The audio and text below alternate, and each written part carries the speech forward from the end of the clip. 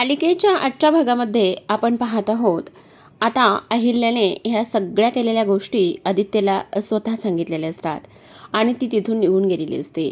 श्रीकांत आदित्यच्या खांद्यावर हात ठेवून म्हणतात, हे बघ आदित्य, अहिल्याने ह्या सगळ्या गोष्टी का केल्यात, कशामुळे केल्यात ह्या गोष्टी तर मला माहिती नाही आहेत.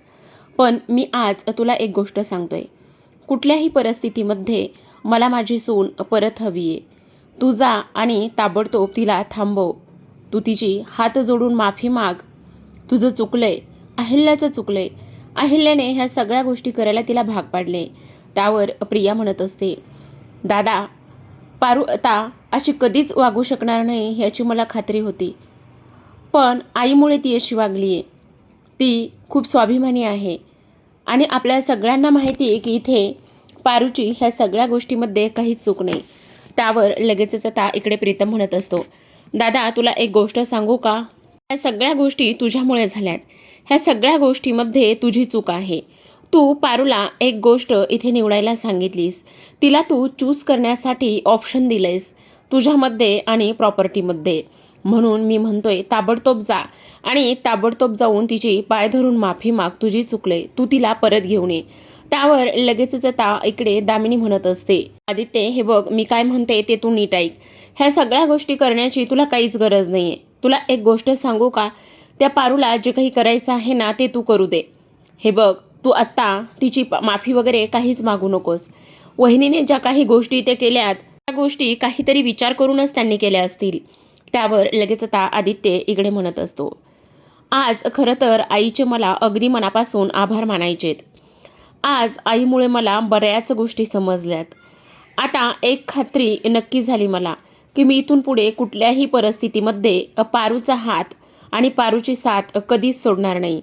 असं म्हणून लगेचच आता आदित्य तिथून निघून जातो. तर आदित्य निघून गेल्यानंतर प्रीतम आता खोलीमध्ये येतो आणि प्रीतम खोलीमध्ये आल्यानंतर तो खूपच जास्त डिस्टर्ब झालेला असतो. फेऱ्या मारत असतो आणि त्यावर लगेचच आता त्याची चिडचिड होत असते. तेव्हा प्रिया तिथे येते आणि प्रीतम रागानेच म्हणत असतो, ही आई त्या दोघांमध्ये का आणि कशामुळे ढवळाढवळ करते मला कळतच नाहीये. तिथे सुद्धा ही आई त्यांना सुखाने जगू देत नाहीये. काय गरज होती? बिचारे त्यांचे त्यांचे जगत होते, आनंदात होते, संसार करत होते कसा बसा. पण आई तिथे गेली आणि सगळ्या गोष्टी अशा केलेल्या आहेत. काय नेमका प्रॉब्लेम काय आहे आईला? का अशी वागती आई? अरे इथे त्यांच्या त्यांच्या पद्धतीने ती सगळं काही करत होती ना दोघं सुद्धा. त्यावर लगेचच आता प्रिया त्याला समजावते आणि म्हणते, आदित्य प्लीज, प्रीतम प्लीज जरा शांत व्हा ना प्लीज. ह्या सगळ्या गोष्टीचा एवढा तुम्ही एका बाजूने विचार करू नका ना. हे बघा, नाण्याच्या दोन बाजू असतात. आईने बरोबर केलेलं आहे. आदित्य आणि पारू या दोघांना एक शेवटची शिकवण त्यांनी दिलेली आहे. त्यांनी दाखवून दिले त्या दोघांना की कुठलीही शक्ती, कुठलीही ताकद तुमच्या प्रेमापुढे तिला वरचढ ठरू देऊ नकात. आणि तुमच्या नात्यापुढे पैसा, प्रॉपर्टी किंवा कोणी जरी आलं ना तरीसुद्धा त्यांना तुम्ही स्थान देऊ नका. कायम एकमेकांची साथ द्या. ह्या गोष्टी इथे आईंनी त्यांच्या शिकवणीमधून त्यांना शिकवल्यात. त्यामुळे तुम्ही नका काळजी करू. आईंना इथे आदित्य दादाची किती काळजी आहे, त्या इथे किती प्रेम करतात त्या दोघांवरती सुद्धा हे आपल्याला माहिती आहे. त्यामुळे प्लीज तुम्ही एका बाजूने विचार करू नका. नाण्याची दुसरी बाजूसुद्धा तुम्ही एकदा तपासून पहा ना. मी तुम्हाला 100% सांगते, आईने हे सगळं मुद्दाम केले का तर त्यांचं नातं अजून घट्ट व्हावं आणि त्यांचं नात्याला एक नवीन पालवी फुटावी. त्याचबरोबर इथे त्यांच्या संसाराला छान सुरुवात व्हावी म्हणूनच हे आईनं मुद्दाम केले. तुम्ही माझ्यावर विश्वास ठेवा प्रीतम. तर आता आपण दुसऱ्या बाजूला वळूयात. आदित्य घरी गेलेला असतो. पाहतो तर काय, इथे प्रॉपर्टीचा पेपरचा इथे जाळ करून त्याची पूर्ण राख पडलेली असते. काही तुकडे आजूबाजूला पसरलेले असतात. तेव्हा लगेच आता त्याला पारू आठवते. पद्धतीने आदित्यने सांगितलं होतं की तुला दोन्हीपैकी कोणत्याही एका गोष्टीची निवड करावी लागेल. एकतर मी किंवा एकतर प्रॉपर्टी, आणि हे तुला चूज करावं लागेल. तेव्हा इकडे पारू त्याला म्हटली होती की आदित्य सर, तुम्ही असं कसं बोलू शकतात? तुम्ही ह्या सगळ्या गोष्टी अशा नका बोलू प्लीज. तेव्हा लगेच आता इकडे आदित्य तिला म्हटला होता की नाही, तुला दोन्हीपैकी एक कुठली तरी गोष्ट निवडावी लागेल. एकतर तू प्रॉपर्टी किंवा एकतर मला. तेव्हा आदित्यला ते सगळं आठवल्यानंतर जाळलेले प्रॉपर्टीचा पेपर तो पाहतो आणि जाळलेले प्रॉपर्टीचे पेपर पाहिल्यानंतर लगेचच आता इकडे तो विचार करत असतो, मला माहिती होतं पारू, तुला प्रॉपर्टी कधीच नको होती. माझा पूर्ण विश्वास होता तुझ्यावर आणि तो सिद्ध केलाय, असं आदित्य बोलत असतो. तेव्हा आपण पाहतो की आता पूर्ण घरामध्ये तो इकडे तिचे कपडे शोधत असतो. पूर्ण घरामध्ये कपडे शोधत असताना कुठेच त्याला तिचे कपडे दिसत नाहीत आणि त्यामुळे त्याला तर खूपच मोठा धक्का बसतो. ह्या सगळ्या गोष्टी काय आहेत आणि त्याचबरोबर इकडे हे सगळं काय आहे, ह्या सगळ्या गोष्टींचा तो इथे विचार करतो. आता तेव्हा आपण पाहतो प्रेक्षकांनो की इकडे आता लगेचच दुसऱ्या बाजूला पारूने तिची बॅग भरून निघालेली असते. शेजारच्या मावशी येतात आणि आदित्य त्यांना विचारतो, तुम्ही पारूला पाहिलंय का? त्यावर लगेचच आता इकडे त्या म्हणत असतात, पारू टेन्शनमध्ये होते आणि बॅग घेऊन घराच्या बाहेर पडली. तेव्हा आदित्यला सगळ्या गोष्टी ते समजतात. कारण घरामध्ये पारूची बॅग, कपडे ह्या सगळ्या गोष्टी अजिबात नसतात आणि नसल्यामुळे ती नक्कीच घर सोडून गेली असावी असं सुद्धा त्यांच्या लक्षामध्ये येतं. आणि ह्या सगळ्या गोष्टी लक्षामध्ये आल्यानंतर आता पारू इकडे निघालेली असते. खरं तर यांनी ते टायटल सॉन्ग प्ले केलेलं असतं बरं का. तर आता आपण पाहतो की इकडे दुसऱ्या बाजूला पारूला इथे सगळ्या गोष्टी आठवतात. ते सगळे क्षण इथे तिला आठवत असतात. कशा पद्धतीने इथे आता आदित्य आणि पारूचं लग्न झालं होतं. आदित्य आणि पारूचं लग्न झाल्यानंतर कशा पद्धतीने दोघांच्या संसाराला सुरुवात झाली, हे सगळं पारूला आठवत असतं. आता तेव्हाच आपण पाहतो की आता पारू एका तिकीट जिथे काढतात त्या तिथे गेलेली असते आणि तिथे गेल्यानंतर आता ती एक तिकीट काढते. इकडे मात्र आदित्य खूप ठिकाणी तिला शोधत असतो.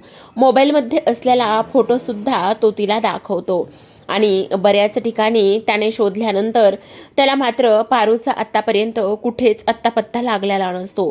त्याचबरोबर आपण पाहतो की इकडे आता पारू एका बस स्टँडला जाऊन पोहोचलेली असते आणि तिथे आल्यानंतर ते जे ड्रायव्हर असतात ते म्हणत असतात, हे बघा एकच बस आहे, पटकन बसा, उशीर नको व्हायला, असं म्हणून आता तिकीट काढल्यानंतर इकडे आता पारू त्या बसमध्ये जाऊन बसते.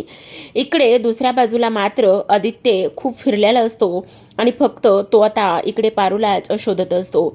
मोबाईलमध्ये असणारा फोटो पारूचा इथे तिथे असलेल्या आजूबाजूला भेटलेल्या सगळ्या लोकांना तो इथे पूर्णतः दाखवण्याचा प्रयत्न करत असतो. पण आता तरी त्याला पारू कुठेच सापडलेली नसते.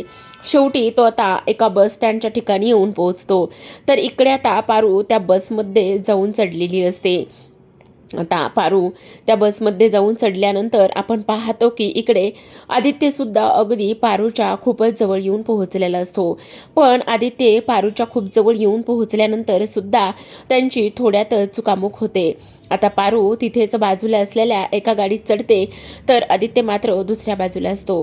तर आता इकडे मात्र अहिल्या तिच्या खोलीमध्ये असते आणि शांततेत आता इथे आदित्य आणि पारूचाच विचार करत असते. तेवढ्यातच तिथे आता श्रीकांत येतात. श्रीकांत आल्याबरोबर अहिल्यावर खूप चिडतात. ते म्हणत असतात, अहिल्या तुझं हे काय वागणं आहे? मला हे तुझं वागणं अजिबात पटलेलं नाहीये. तू अशी कशी वागू शकतेस ग अहिल्या? मला ह्याच गोष्टी इथे समजत नाहीयेत. अगं त्या दोन्ही पोरांचा इथे संसार सुरू झाला होता. तू असं का केलंस आणि का ह्या सगळ्या गोष्टी केल्यास अहिल्या? असं सुद्धा श्रीकांत बोलतात आणि इथे तिच्यावर ओरडण्याचं काम करतात. ते म्हणतात, ग ते त्यांचं जगत होते, त्यांच्या आयुष्यात चांगलं चाललं होतं ना, मग तू अशी का वागलीस? का ह्या सगळ्या गोष्टी केल्यास? का अशी वागलीस? तू बोल ना अहिल्या, बोल, का असं केलेलं आहेस? असं सुद्धा श्रीकांत म्हणत असतात. अगं त्या दोघांमध्ये इथे तू दरी निर्माण केलीस. आत्तापर्यंत त्या पारूला कधीच प्रॉपर्टीचा मोह नव्हता आणि कधी नसणार सुद्धा आहे. मग तिच्यासमोर तू अशी अट का ठेवलीस? का ह्या सगळ्या गोष्टी केल्यास? बोल ना अहिल्या, बोल. मला आता तू ह्या सगळ्या गोष्टी केल्यास ना, त्याबद्दल खूपच जास्त टेन्शन आलेलं आहे. तू असं का केलंयस? का वागलीस अशी? यामुळे मला तर आता राग येतोय खूपच जास्त. त्यावर लगेचच आता इकडे आपण पाहतो की अहिल्या म्हणत असते, बास श्रीकांत, बास, किती बोलणार आहेस? तुझ्या एक गोष्ट लक्षात येते का? मी आता जे काही केलंय ना, त्यामुळे त्यांचं नातं खऱ्या अर्थाने इथे आणखीनच घट्ट होईल. उलट ते इथे चांगल्या पद्धतीने संसार करायला सुरुवात करतील. आणि तू माझ्यावर हे जे काही आरोप करतोयस ना, ते आरोप खूप चुकीचे आहेत. तुला एक गोष्ट सांगू का श्रीकांत? हे बघ, इथे मी त्या पोरीला कधीच माफ करणार नाही. पण एक गोष्ट मात्र नक्की आहे की त्यांना मी आता खूप मोठी शिकवण दिली. आता त्यांच्या आयुष्यामध्ये कसलं आणि कोणतंही विघ्न आलं ना तरीसुद्धा ते दोघे एकमेकांची साथ कधीच सोडणार नाहीत. हे सुद्धा तेवढंच महत्त्वाचं आहे आणि हे सुद्धा खरं आहे. तर अहिल्या म्हणत असते, हो, कारण आता एक आई म्हणून मला माझ्या मुलाची, माझ्या आदित्यची कसलीच काळजी नाही. कारण इथे आता पारू त्याच्यावर जेवढं प्रेम करते ना त्याच्या दुप्पट आता ती त्याच्यावर प्रेम करायला लागेल. त्यावर श्रीकांत म्हणत असतात, काय अहिल्या, मला एक गोष्ट सांग, तू त्या दोघांना माफ केलंयस? आपण त्या दोघांना घरी आणू शकतो? त्यावर अहिल्या म्हणते, नाही, अजिबात नाही. दुर्दैवाने मी त्या दोघांना कधीच माफ करू शकत नाही. मुळात त्या मुलीला तर मी कधीच माफ करणार नाही. कारण जेव्हा जेव्हा मी तिचा चेहरा पाहते तेव्हा तेव्हा तिने माझी केलेली फसवणूक मला आठवते. त्यामुळे मी तिला कधीच माफ करणं शक्य नाही.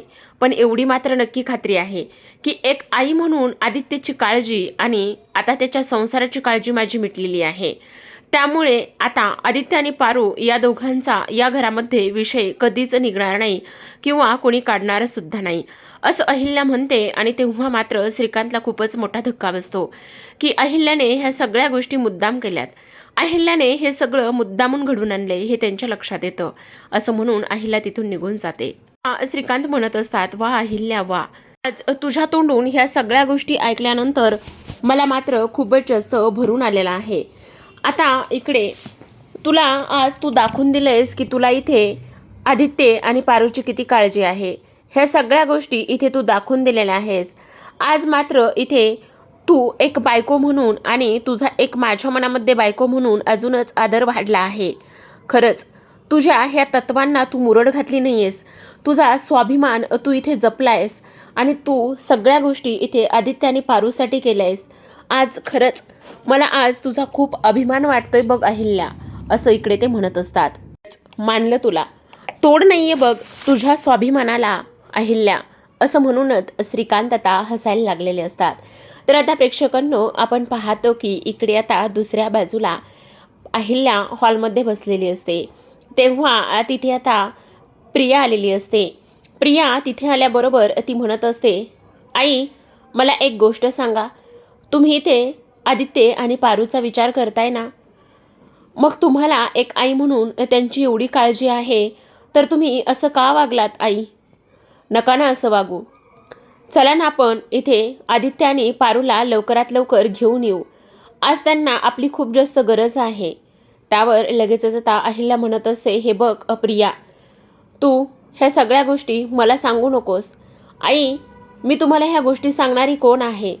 तुम्हाला एक गोष्ट सांगू का, पारू खूप चांगल्या मनाची आहे. तुम्हाला एक गोष्ट सांगू का, आज इथे मी तुमच्यासोबत जी आहे ना ती फक्त आणि फक्त इथे पारूमुळेच आहे. पारूने मला आणि इथे प्रीतमला एकत्र आणण्यासाठी खूप काही गोष्टी केल्यात. तुम्हाला मी खोटं सांगत नाही, अगदी खरं सांगते. आणि तुम्हाला आणखी एक गोष्ट सांगू का, इथे तुमचं आणि दादाचं नातंसुद्धा इथे फक्त आणि फक्त इथे पारूमुळेच शक्य झालेलं आहे किंवा ते चांगलं झालेलं आहे. त्यामुळेच मी तुम्हाला एक सांगते, प्लीज आई नाही म्हणू नका ना. इथे आपण आदित्य आणि पारूला माफ करून त्यांना घरी घेऊन येऊया ना. प्लीज आई नाही म्हणू नका ना, असं सुद्धा आता इकडे ती बोलत असते. आई तुम्हाला मी एक गोष्ट सांगू का, पारू तशी मुलगी नाही आहे व तिला प्रॉपर्टीचा मोह नाही आहे आणि ते सुद्धा तुम्ही ते सिद्ध केलेलं आहे.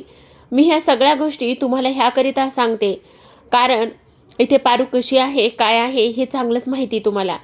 त्यावर अहिल्या म्हणत असते, खरं सांगू का प्रिया तुला, खरं तर तू माझ्या भावाची मुलगी आहेस, पण इथे मी तुला तुझा हक्क, तुझ्यावर विश्वास ह्या सगळ्या गोष्टी कधीच केल्या नाही आहेत. उलट तुझा रागराग तिरस्कार आणि सगळ्या गोष्टी करत आली आहे. पण त्या सगळ्या गोष्टीसाठी मला आज तुला मनापासून माफी मागायची आहे. प्लीज मला माफ कर. असंच आता इकडे ती बोलत असते. त्यावर प्रिया म्हणत असते, आई प्लीज तुम्ही माझी माफी मागावी असं काहीच नाही आहे. आणि तुम्हाला असं वाटतंय का की इकडे तुम्ही माझी माफी मागावी वगैरे, तर प्लीज नका ते करू. कारण इकडे तुम्हाला एक गोष्ट सांगू का, आज दादा आणि तुमचं नातं कसं होतं काय होतं ह्या सगळ्या गोष्टी तुम्हाला चांगल्या माहिती आहेत. आणि म्हणूनच मी तुम्हाला आणखी एकदा एक रिक्वेस्ट करते, प्लीज तुम्ही नाही म्हणू नका. प्लीज काही जरी झालं ना तरीसुद्धा इथे आपल्या पारूला आणि आदित्य दादाला घरामध्ये घ्या. ते असे किती दिवस बाहेर राहतील, काय करतील याचा थोडासा तरी आई तुम्ही विचार करा ना. एवढ्या टोकाचं पाऊल तुम्ही उचलू नका ना प्लीज, प्लीज आई. तेव्हा लगेच आता अहिल्या चिडते आणि म्हणते, बास झालं प्रिया, मी काय करायचं आणि काय नाही करायचं हे तू सांगायची आणि शिकवायची गरज नाही. तुला जर त्या आदित्यचा आणि पारूचा एवढाच पुळका येत असेल ना, तर तुझ्यासाठी ह्या घराचे दरवाजे कायम उघडे आहेत. तुला सुद्धा त्यांच्याकडे जायचं असेल तर नक्कीच जा. असं म्हटल्यानंतर आता प्रिया पुन्हा अहिल्यासमोर येते आणि म्हणत असते, आई तुम्हाला माझा जेवढा रागराग करायचा आहे तेवढा करा, पण प्लीज प्लीज इकडे काही जरी झालं ना तरी सुद्धा आदित्य दादा आणि पारूला ह्या घरामध्ये घेऊन या. मी तुमच्यासमोर हात जोडते. आज मी तुमच्यासमोर माझं आणि प्रीतमचं जे नातं आहे ते फक्त आणि फक्त इथे त्या दोघांमुळे आहे. आणि मी तुम्हाला हीच एक रिक्वेस्ट करते, पण एक गोष्ट मात्र मी तुम्हाला सांगते, कितीही नाही म्हटलं ना तरी सुद्धा एक दिवस असा येणार आहे की तुम्ही पारूला या घरची मोठी सून म्हणून मानाने या घरामध्ये आणाल. हा माझा शब्द आहे तुम्हाला. असं म्हणून प्रिया तिथून निघून जाते. प्रिया निघून गेल्यानंतर अहिल्या त्याच विचारामध्ये असते. तर आता आपण पाहतो इकडे दुसऱ्या बाजूला पारू त्या बसमध्ये चढलेली असते आणि त्या बसमध्ये चढल्यानंतर आता आपण पाहतो की इकडे लगेचच ती एका सीटवर बसते. पण काही जेंट्स वगैरे येतात आणि काही जेंट्स वगैरे आल्यानंतर तिला ते त्रास देत असतात. इकडे आता आदित्य बरोबर घालवलेले सगळे काही क्षण तिला आठवतात आणि सगळे क्षण आठवल्यानंतर तिच्या डोळ्यामध्ये अश्रू येत असतात. अश्रूंनी कधीच जागा केलेली असते. आदित्यने सांगितलेलं असतं की इकडे तुला एकतर माझी निवड करावी लागेल किंवा एकतर प्रॉपर्टीची निवड करावी लागेल, असं आता इकडे तो बोललेला असतो आणि त्यामुळेच तिला खूप मोठा धक्का बसलेला असतो. आता इकडे पारू म्हणत असते, नाही आदित्य सर, तुम्ही माझ्याबरोबर नाही राहू शकत. तुमचं माझ्याबरोबर असणं हे इम्पॉर्टंट नाहीच आहे. तुमचं जीवन खूप वेगळं आहे माझ्यापेक्षा आणि माझ्यासोबत राहणं हे अजिबात योग्य नाही आहे, असं सुद्धा आता इकडे ती बोलत असते. आता ह्या सगळ्या गोष्टी इथे बोलल्यानंतर आपण पाहतो की एक मुलगा पारूच्या बाजूला येऊन बसलेला असतो. ती त्याला अगोदर 2 वेळा उठवण्याचा प्रयत्न करते, पण तेवढ्यातच आता इकडे आदित्य जवळ येऊन बसतो आणि तेव्हा पारू म्हणत असते, किती वेळा सांगितलंय मी तुम्हाला इथून दूर जाण्यासाठी, उठा उठा ना इथून प्लीज. तेव्हा लगेच आता आदित्य म्हणत असतो, सांग ना पारू, कुठे कुठे जाणार आहे मी, बोल ना, कुठे जाणार आहे तू, सांगणार आहेस का मी कुठे जाऊ म्हणून? नाही जाऊ शकत, तुला सोडून मी कुठेच जाऊ शकत नाही. पुन्हा एकदा आपलं प्रेम जिंकलेलं आहे पारू. मला माहिती होतं तू प्रॉपर्टीसाठी कधीच कोणती गोष्ट करणार नाहीयेस आणि याची मला पूर्ण खात्री होती. अगं आपण दोघांनी एकमेकावर एवढं प्रेम केलंय आणि तू त्या कागदावर ते कागद तुझ्याकडे घेतलेस, पण हे सगळं का आणि कशामुळे केलेस हे मला माहिती आहे. पण एक गोष्ट मात्र नक्की आणि लक्षात ठेव, मी इथून पुढे तुला कधीच कुठे सोडून जाणार नाही. कायम तुझ्यासोबतच राहणार आहे पारू मी, असं सुद्धा आता इकडे तो बोलत असतो. आता ह्या सगळ्या गोष्टी इथे बोलल्यानंतर आता मात्र पारूला रडायला आलेलं असतं. पारू अक्षरशः धायमाय मुकळूनच रडत असते. लगेचच आदित्यच्या गळ्यात पडते आणि आदित्यच्या गळ्यात पडून ती रडायला लागलेली असते. इकडे मात्र आदित्य सुद्धा रडत असतो. दोघेजण एकमेकांच्या मिठीमध्ये कधीच सामावून गेलेले असतात. तर आता आपण पाहतो की इकडे आदित्य तिला शांत करण्याचं काम करतो. तो म्हणत असतो, हे बघ पारू, प्रेम केलेलं आहे, एकत्र प्रेम केले ना मग कायम एकत्रच राहणार आहोत. त्यावर आता आदित्यला पारू म्हणत असते, आदित्य सर प्लीज तुम्ही माझं ऐका ना. हे बघा, माझ्यासोबत लग्न केलंय तुम्ही, पण तेव्हापासून तुमची अशीच फडफड झालेली आहे. माझ्यामुळे तुम्हाला एवढं मोठं प्रॉपर्टी, एवढ्या मोठ्या सगळ्या गोष्टी सोडून तुम्हाला रस्त्यावरती राहावं लागलंय आणि त्या गोष्टी मला अजिबात सहन होत नाहीत. आणि म्हणूनच मी तुम्हाला अजून सांगायला लागलेली आहे, तुम्ही माझ्यासोबत येऊ नका, माझ्यासोबत राहू नका आदित्य सर. आता इथून पुढे कायम एकमेकांच्या सोबत राहायचं. काही जरी झालं ना तरी सुद्धा एकमेकांची साथ अजिबात सोडायची नाही. एकत्र लढू, एकत्र मरू आणि एकत्र कायम साथ देत राहू, असं आदित्य आता पारूला म्हणत असतो. आता ह्या सगळ्या गोष्टी बोलल्यानंतर लगेचच आता पारू म्हणत असते, आदित्य सर रडू नका ना प्लीज, तुम्ही शांत हो ना. त्यावर लगेच आता तो म्हणतो, सांग ना मग, तू माझी साथ सोडून कुठेच जाणार नाहीयेस ना. त्यावर लगेच आता इकडे पारू म्हणत असते, नाही, काही जरी झालं ना तरी सुद्धा तुमची साथ सोडून मी कधीच कुठेच जाणार नाही. आता जगू सोबत, लढू सोबत आणि मरू सुद्धा सोबत, असं आता इकडे पारूने सांगितलेलं असतं आणि आदित्यच्या हातामध्ये हात दिलेला असतो आणि लगेचच त्याच्या गळ्यामध्ये पडून रडायला लागलेली असते. तेव्हा दोघंजण एकमेकांच्या मिठीमध्ये कितीतरी वेळ असेच विसावलेले असतात. तर प्रेक्षकांनो, अशाच नवनवीन डेली मालिकांचे अपडेट आणि रिव्ह्यू जाणून घ्यायचे असतील, पाहायचे असतील तर नक्की चॅनलला सबस्क्राईब करा. भेटूयात उद्याचा रिव्ह्यू सोबत. तोपर्यंत पाहत रहा पारू.